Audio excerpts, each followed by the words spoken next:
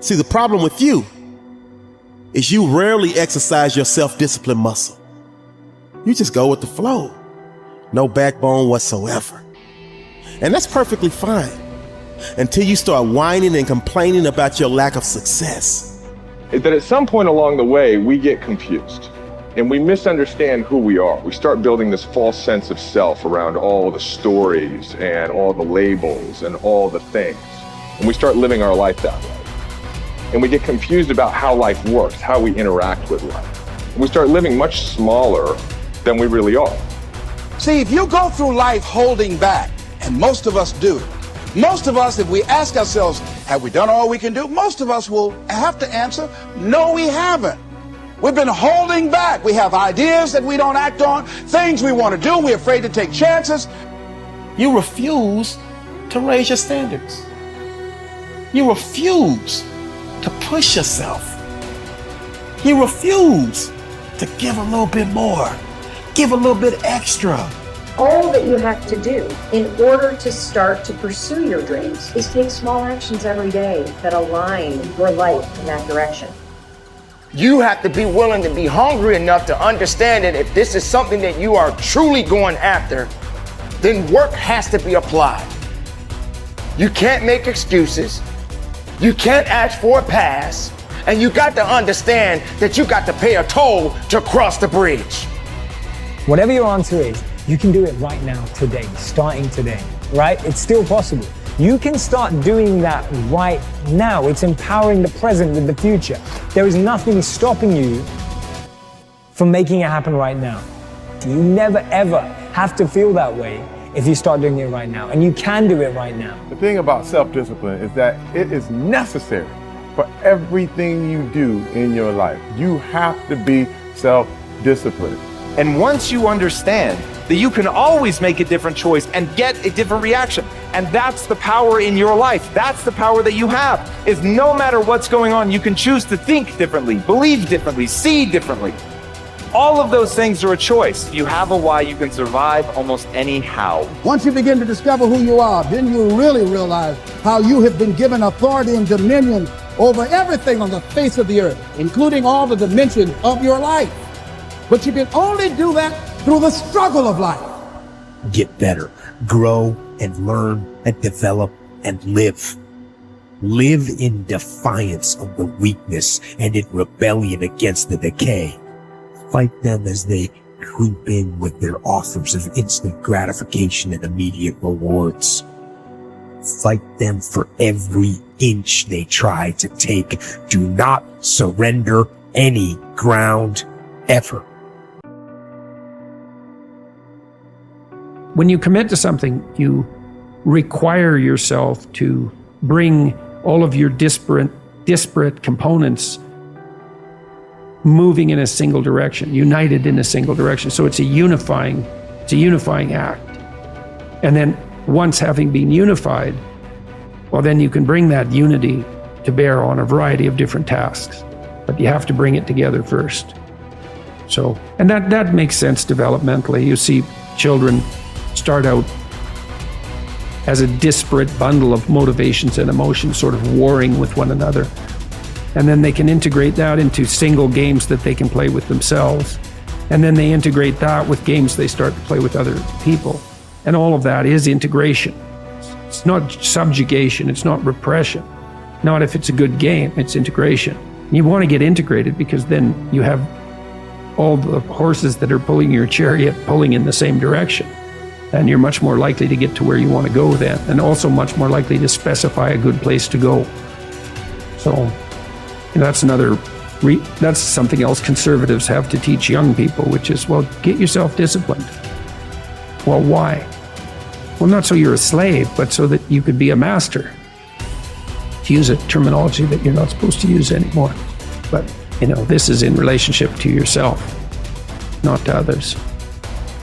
So, yeah, and to begin with, you have to accept an external master because you just don't have the wisdom to do that for yourself, or the ability or the opportunity often. Everybody knows this. They feel bad when they decide they're going to get themselves in good shape and go to the gym, and lasts like 3 attempts, yeah. And then no one's happy about the fact that they quit.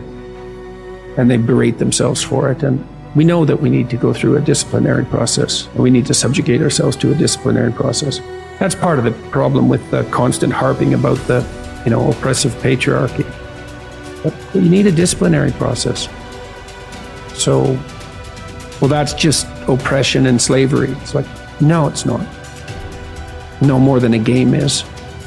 Not a good game. A good game isn't oppression and slavery. A lot of people, like I was talking about, taking the path of least resistance. I believe in life you must earn the right to be called a man. And a lot of people do not think the way I do, and that's fine. I'm not asking to be David Goggins. Trust me, it's a hard road to hoe. It's not fun. Like it. It's not fun all the time. But the thing about it is, you have to look, I looked at my hardships as challenges. Once I got over the pity party, because I went through that phase. Of course. I'm a normal human being. But I realized that got me exactly where I was at, even worse. As I looked at those challenges the way most people do, woe is me. Why the fuck can't I get a break? Why? I wished I was better. I wish my parents were better. I wish I had a better education. I wish this, I wish that. They have all these wish sandwiches. I started realizing, how can I figure out how it can work for me? So the one thing we don't do is when we're in that dark place is a great learning environment.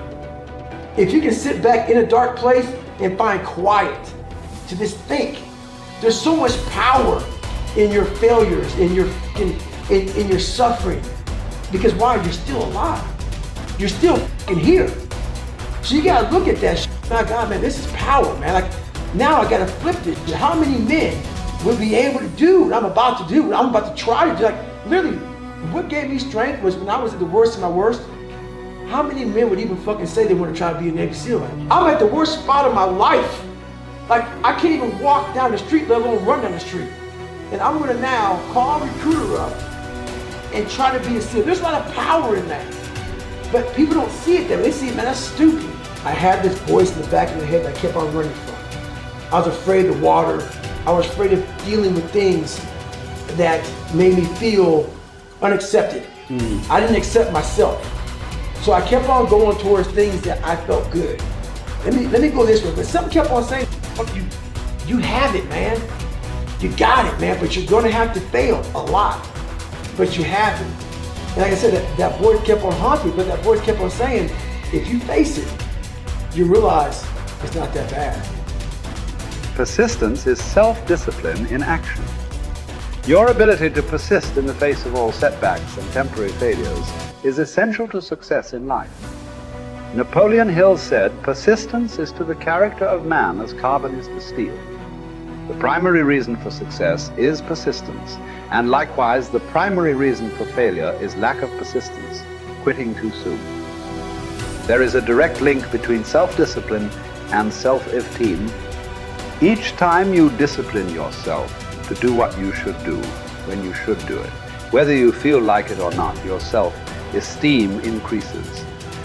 This, why there is direct relationship between self-esteem and persistence. Each time you persist and force yourself to continue on, even when you feel like quitting, your self-esteem goes up. Each act of self-discipline strengthens every other act of self-discipline. Every act of persistence strengthens every other act of persistence. When you discipline yourself to persist over and over, you like and respect yourself more and more. You become stronger and more confident. Eventually, you become unstoppable. Persistence is its own reward. Every time you force yourself to persist on a task, whether it is large or small, you feel happier and better about yourself. When you go the extra mile and do more than you are paid for, or more than is expected, your self-esteem goes up. You feel more powerful and in greater control of your life. In your career, when you go the extra mile, you put yourself on the side of the angels. The primary difference between winners and losers in life is simple. Winners never quit, and quitters never win. Your ability to respond effectively to setbacks. Your level of response ability, is the measure of your readiness to succeed. When you experience a major setback or problem, you will feel temporarily stunned. This feeling is very much like a punch in the emotional solar plexus. You will be stopped for a few seconds or a few minutes. During this period, you will often feel discouraged or experience self-pity. You will say, "Why me?" However, it is not how far you fall that counts, but rather how high you bounce. Your aim is to bounce back as quickly as possible. Resilience in the face of unexpected reversals is vital to long-term success. Remember the warrior's creed: I will lay me down to bleed a while and then rise and fight again. Don't be surprised, shocked, or set back when things go wrong. Your best laid plans will often fall apart. Instead, expect disappointments and setbacks as a part of life. Take a deep breath, pick up the pieces, and continue onward